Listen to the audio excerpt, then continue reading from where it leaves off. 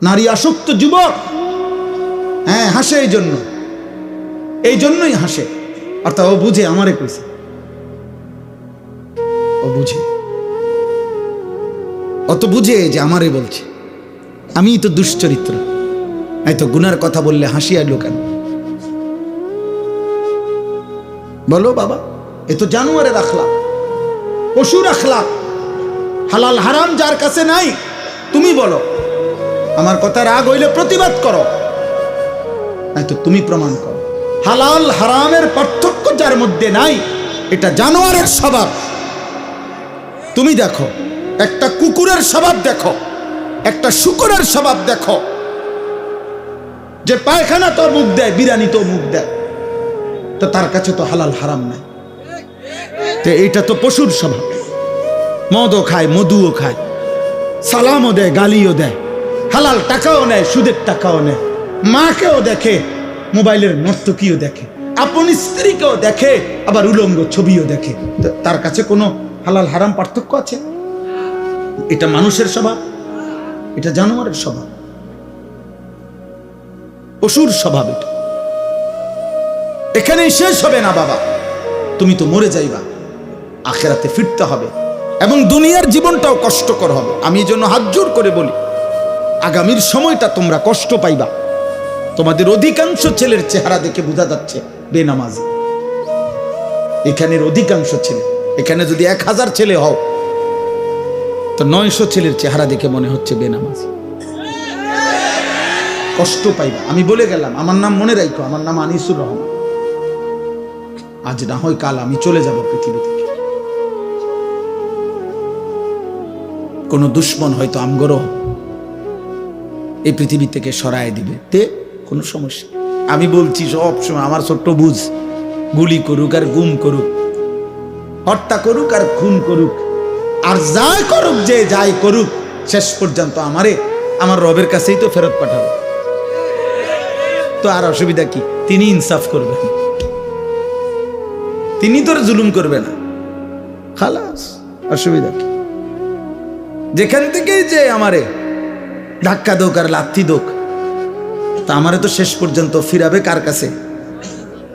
আল্লাহর কাছে না? আর সমস্যা কি? আর সমস্যা কি? আল্লাহ আমাদেরকে হেফাজত করে।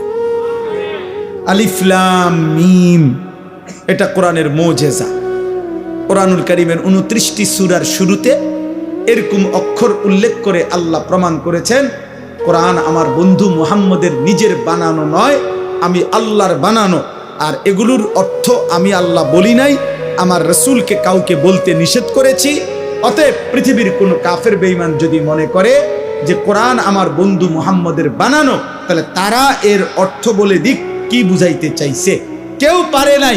অতএব প্রতিবার প্রমাণিত হয়েছে কোরআন আল্লাহর কালাম। আহাসিবান নাসু আন ইউতরাকু আন ইয়াকুলু আমান্না ওয়া হুম লা ইফতানুন।